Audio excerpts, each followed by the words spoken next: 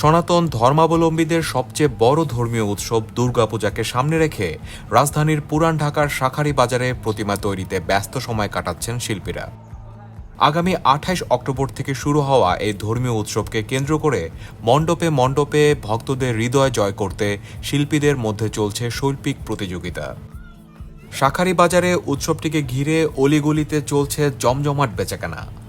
ক্রেতা বিক্রেতাদের ব্যস্ততা চোখে পড়ার মতো।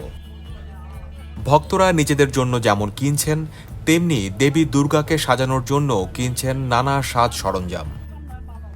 এদিকে শাঁখারীবাজার ও তাঁতীবাজার বিভিন্ন পূজা মণ্ডপে প্রতিমা তৈরির কাজ প্রায় শেষ পর্যায়ে। দ্রুত কাজ শেষ করতে রাত দিন পরিশ্রম করছেন তারা। দুর্গার পাশাপাশি কার্তিক, গণেশ, লক্ষ্মীর প্রতিমাও তৈরি করছেন শিল্পীরা। প্রতিটি মণ্ডপে প্রতিমার দাম আকার আকৃতির ভেদে ৪০,০০০ থেকে ১,২০,০০০ টাকা পর্যন্ত। মাটিগুলো আমাদের নিজ যে গ্রাম মানিকগঞ্জ জেলার থেকে আমরা এটা সংগ্রহ করি। জমি থেকে টাকা দিয়ে কিনে পরে আমরা পিকআপে বা ট্রাকের মাধ্যমে এখানে সংগ্রহ করি। লেবার আছে, লেবারে নামিয়ে দিয়ে দেয়। প্রতিমা তৈরি করতে আপনার ধানের যে খ্যার, ধানের খ্যার লাগে, সুতলি লাগে, প্লাস বাঁশ লাগে, কাঠ লাগে, তার কাটা লাগে, পাট লাগে, এগুলো সব কিছু মিলেমিশে এই কাজটা করতে হবে। আমরা কাঠামের থেকে শুরু করি। প্রথমে কাঠামটা বানাই কাঠবার দিয়ে, তারপরে খের দিয়ে এটা বেনা পাকাইতে হয়। বেনার কাজের পরে আপনার মাটিতে আস্তে আস্তে আস্তে আস্তে তৈরি করে পরে মূর্তিটা ফাটে। ফাটার পরে আবার ফাটাটা জোড়ায় সেরে পরে আমরা রঙের কাজ করি।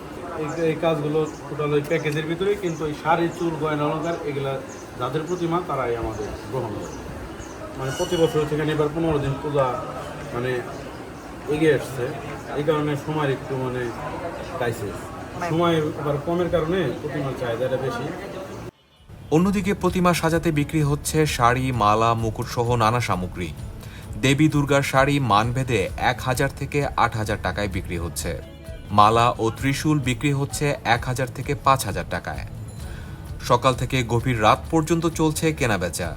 প্রতিমা ও মণ্ডপ সাজানোর উপকরণ কিনতে আসা ক্রেতাদের ভিড় সবচেয়ে বেশি প্রতিমার পোশাক আর শাড়ির দোকানে।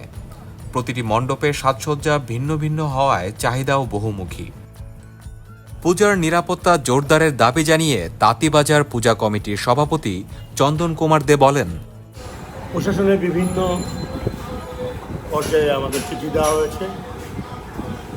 আমরা বিগত প্রতি বছরই পুজো করার সময় এরকম প্রশাসন, তারপরে সিটি কর্পোরেশন, ইলেকট্রিক অফিস, বিভিন্ন সংগঠন আমরা চিঠি দিয়ে থাকি। এবারও তো আমরা দিয়েছি। গতবার তো আপনারা জানেন যে আমাদের একটা অনাকাঙ্ক্ষিত একটা ঘটনা, বোমা হামলা, যেখানে আমাদের ৫ জন কর্মী জীবন যুদ্ধে লড়াই করে এখনও বেঁচে আছে।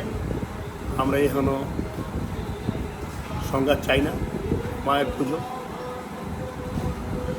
ধর্ম যার যার, উৎসব সবার।